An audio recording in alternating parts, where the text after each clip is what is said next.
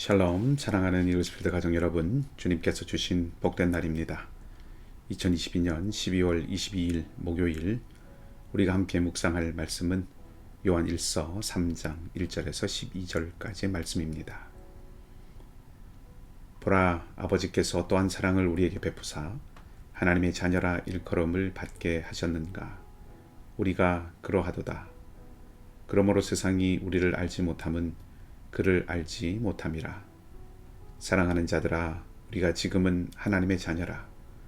장래에 어떻게 될지는 아직 나타나지 아니하였으나 그가 나타나시면 우리가 그와 같을 줄을 아는 것은 그의 참 모습 그대로 볼 것이기 때문이니, 주를 향하여 이 소망을 가진 자마다 그의 깨끗하심과 같이 자기를 깨끗하게 하느니라.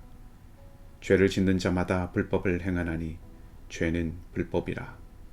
그가 우리 죄를 없애려고 나타나신 것을 너희가 아나니 그에게는 죄가 없느니라. 그 안에 거하는 자마다 범죄하지 아니하나니 범죄하는 자마다 그를 보지도 못하였고 그를 알지도 못하였느니라. 자녀들아, 아무도 너희를 미혹하지 못하게 하라. 의를 행하는 자는 그의 의로우심과 같이 의롭고 죄를 짓는 자는 마귀에게 속하나니 마귀는 처음부터 범죄함이라. 하나님의 아들이 나타나신 것은 마귀의 일을 멸하려 하심이라. 하나님께로부터 난 자마다 죄를 짓지 아니하나니 이는 하나님의 씨가 그의 속에 거함이요 그도 범죄하지 못하는 것은 하나님께로부터 났음이라. 이러므로 하나님의 자녀들과 마귀의 자녀들이 드러나나니 무릇 의를 행하지 아니하는 자나 또는 그 형제를 사랑하지 아니하는 자는 하나님께 속하지 아니하니라. 우리는 서로 사랑할지니 이는 너희가 처음부터 들은 소식이라. 가인같이 하지 말라. 그는 악한 자에게 속하여 그 아우를 죽였으니 어떤 이유로 죽였느냐. 자기의 행위는 악하고 그의 아우의 행위는 의로움이라. 아멘. 지금 묵상하고 있는 요한 1서는 전체적으로 보았을 때 여러 개의 주제가 들쑥날쑥합니다. 그래서 같은 주제가 곳곳에서 반복되어 나타나기도 하기 때문에 사실 1장은 A, 2장은 B 하는 이런 식으로 깔끔하게 정리하기에 쉽지 않은 서신인 것은 틀림없습니다. 그래서 쉬운 듯 애매한 면이 있습니다. 그렇기 때문에 조금 헷갈리거나 정리가 어렵다는 생각이 드는 것이 어떤 면에서는 자연스러운 것입니다. 이런 부분을 좀 감안하고 말씀을 살펴보겠습니다. 어제 본문에서 요한은 세상을 사랑하지 말라고 권면했습니다. 이미 우리가 묵상했던 전도서에서 헤벨을 말했듯이 이 세상은 지나가는 것이기 때문입니다. 요한은 지나가는 세상에서 육신의 정욕을 따르는 것이 아니라 하나님의 뜻을 행하며 사는 것이 영원을 사는 사람의 바른 태도라고 말했습니다. 그런 맥락에서 요한은 소위 영적인 것만을 추구하는 것은 옳지 않은 것이라고 말합니다. 세상이 유한하고 세상에 문제가 많이 있지만 그렇기 때문에 이 세상을 죄악된 곳으로 여기고 세상을 등지고 살거나 혹은 영혼의 구원만 중요하게 생각하고 사는 것이 아니라 그 세상 속에서, 그런 문제가 많은 세상 속에서 책임감 있게 하나님의 뜻을 행하며 살아야 한다는 것입니다. 그것이 주 안에 거하는 것이라고 말합니다. 그리고 그렇게 사는 모습을 세상이 보면 그리스도인들이 하나님으로부터 난 자들이라는 것을 세상이 알게 된다는 것입니다. 그것이 28절 이하에서 말하는 내용이지요. 자, 이 바탕 위에서 요한은 오늘의 권면을 이어가는 것입니다. 먼저 요한은 성도가 하나님의 자녀인데 그것이 얼마나 크신 하나님의 사랑인지를 말합니다. 자녀는 부모를 닮습니다. 그리고 자녀는 자라나서 부모와 같이 됩니다. 성숙하고 온전해져 간다는 뜻입니다. 아기가 자라서 청년이 되고 성인이 되어 부모와 같은 자리에 서게 되는 것을 생각해 볼 수 있습니다. 그런 그림 속에서 요한은 하나님과 하나님의 자녀된 성도를 생각해 보게 합니다. 2절은 그가 나타나시면 우리가 그와 같을 줄을 안다고 말하고 있습니다. 여기서 그는 그리스도이시죠. 그러니까 그리스도께서 다시 오실 때 우리가 주님처럼 부활의 몸으로 영광스럽게 변화될 것이라는 말입니다. 그래서 이 소망을 가진 성도라면 그리스도와 같이 자기를 죄에 내어주지 않고 살아간다는 것이죠. 여기까지를 정리하면 성도는 하나님의 사랑으로 자녀가 되었고 세상과 구별되었으며 장차 영원한 영광을 경험하게 될 존재입니다. 그렇기 때문에 성도는 거짓 가르침에 휘둘려서 하나님과의 관계를 잃지 않도록 미래의 영광을 소망하며 주님이 그렇게 하셨던 것처럼 자신을 깨끗하게 하며 살아가야 한다는 것이지요. 그렇다면 자기를 깨끗하게 한다는 것은 무엇일까요? 오늘 본문에서 요한이 권하는 바는 첫째, 죄를 짓지 않는 것이고 둘째, 서로 사랑하는 것이라고 할 수 있습니다. 먼저 죄를 짓지 않는다는 것에 대해서 살펴보십시다. 요한은 4절에서 죄를 짓는 자마다 불법을 행한다고 말합니다.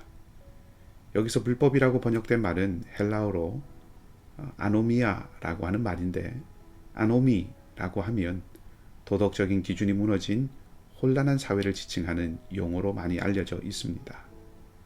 그렇다면 오늘 본문에 번역된 말은 불법이라는 말보다는 무법이라고 하는 말로 생각해 보면 조금 더 원래 뜻에 가까울 수 있습니다. 무법천지라는 말을 생각해 본다면 어떤 상태인지를 조금 더 실감할 수 있겠습니다. 이렇게 기준이 무시당하고 자신이 법이 되어 사는 것, 이것은 하나님의 법을 지배를 받지 않고 하나님의 법을 따르지 않는 것이죠. 그것을 요한은 오늘 죄라고 말하고 있습니다. 그리고 동시에 8절에서 마귀가 그 마음을 지배하는 상태라고 말합니다. 마귀가 그 마음을 지배한다고 해서 귀신 들렸다고 하는 그런 뜻이나 우리의 의지가 아니라 사단의 힘에 눌려서 죄를 짓는 것이다 하는 그런 뜻이라기보다는 중간지대가 없다는 의미입니다. 곧 하나님의 지배를 받든지 혹은 마귀의 지배를 받든지 한다는 것입니다. 사람에게는 그 두 가지밖에 없다는 것이죠. 하나님의 백성이 되든지 혹은 마귀에게 속하든지입니다. 그런데 어떻습니까? 그리스도인이 되었다고 해서 죄를 전혀 짓지 않습니까? 그렇지 않지요. 예수 안에 있다고 해서 전혀 죄를 짓지 않는다는 뜻은 결코 아닙니다. 그런 면에서 하나님께로부터 난 자는 죄를 짓지 않는다는 6절이나 9절의 말씀은 조금 오해의 여지가 있습니다. 새벽 기도의 시간이기 때문에 이것에 대해서 더 자세히 말씀드리고 알아가기는 쉽지 않지만 요한은 아주 구체적으로는 어제 본문에서 살펴보았고 또 토요일 새벽에 살펴볼 소위 가현설적인 이단에 대해서 그 배교자들에 대해서 염두에 두고 죄의 문제를 다루고 있고요. 물론 원리적으로는 성도는 하나님께 속한 하나님의 백성답게 살아가야 한다라고 하는 것을 말하려고 하는 것입니다. 6절이나 9절 말씀이 궁극적으로 말하려고 하는 것은 성도라면 죄와 함께 거할 수 없다는 것입니다. 다른 말로 죄에 매여 살아서는 안 된다는 것이죠. 하나님의 법의 지배를 받고 살아야 한다는 것입니다. 유교 훈련을 받으면 높은 곳에서 하강 훈련을 합니다. 사람의 공포심을 가장 크게 자극하는 높이에서 뛰어내리게 하는데 아래를 내다보면 뛰어내리기가 힘듭니다. 나도 모르게 다리에 힘이 들어가고 무릎이 굽혀집니다. 이 두려움을 극복하는 방법은 고개를 들어서 하늘을 보는 것입니다. 그러면 두려움에 사로잡히지 않습니다. 그런 차원에서 요한의 권면은 죄를 짓지 않아야 한다는 것이기도 하지만 의를 행하며 살아야 한다는 뜻이기도 합니다. 이어서 두 번째 권면이 나오는데 그것은 서로 사랑하는 것입니다. 지금 요한이 보고 있는 이 공동체는 2장에서 확인했듯이 분열이 있었습니다. 잘못된 가르침을 따라서 분리해 나간 사람들이 있고 그 일로 인해서 사람들의 마음은 깨져 있습니다. 아마도 이 공동체는 갈라져 나간 사람들이 진리가 아닌 가르침을 진리라고 여기고 그래서 자신들을 따르지 않았던 사람들을 판단하거나 혹은 업신여겼던 것 같습니다. 그 안에는 미움과 정죄가 있었을 테고 그것을 요한은 예수님의 가르침에 비추어서 살인이라고 표현하는 것입니다. 공동체 안에는 미워하고 판단하고 정죄하지 말고 사랑으로 대화하고 진리를 함께 찾아가고 따르고자 하는 모습이 있어야 한다는 것을 말해준다고 할 수 있습니다. 요한은 진리가 아닌 것을 포용하자는 이야기를 하는 것이 아닙니다. 그들 대적자들이 공동체를 분열시켜 나갈 때 보여주었던 그런 미움과 정죄를 진리의 공동체인 우리는 갖지 않아야 한다. 그렇게 말하는 것이죠. 성도는 하나님의 백성이며 내가 법이 아닌 하나님의 법의 지배를 받는 존재입니다. 성도로 이루어진 공동체는 사랑이 기반이어야 합니다. 오늘 우리가 그렇게 기도하기를 원합니다. 내가 하나님의 백성으로서 하나님의 법을 따르지 않고 살아가는 부분이 있는지 성찰해보고 있다면 돌이키기를 기도하십시다. 하나님의 다스림 안에 온전히 들어가지 못하는 부분이 있다면 그것을 하나님 앞에 내어놓으십시다. 그리고 하나님이 온전히 다스려 주시기를 구하십시다. 형제 사랑이 마땅한데 혹 내가 신뢰하지 못하거나 업신여기거나 판단하거나 정죄하는 이가 있다면 그런 마음과 그런 관계를 두고 하나님 앞에 기도하십시다. 가인과 같이 형제를 옳지 않게 대하는 모습을 버릴 수 있도록 우리가 간구하십시다. 성령의 은혜를 구하며 살아가는 오늘 하루의 삶이 되시기를 우리 주님의 이름으로 간절히 축복합니다. 함께 기도하겠습니다.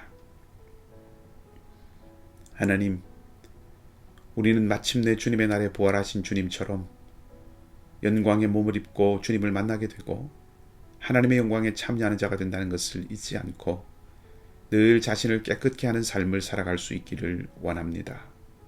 성령 하나님, 우리를 다스리시고 함께 해주셔서 하나님의 법을 대적하는 무법의 삶이 아니라 하나님의 법을 따르고 하나님의 다스리심 아래에 살아가는 그런 성도의 삶을 이어가게 하시고 우리가 주님처럼 형제 사랑의 길을 힘들고 어렵지만 걸어가고 걸어내는 은혜가 있게 하여 주시옵소서.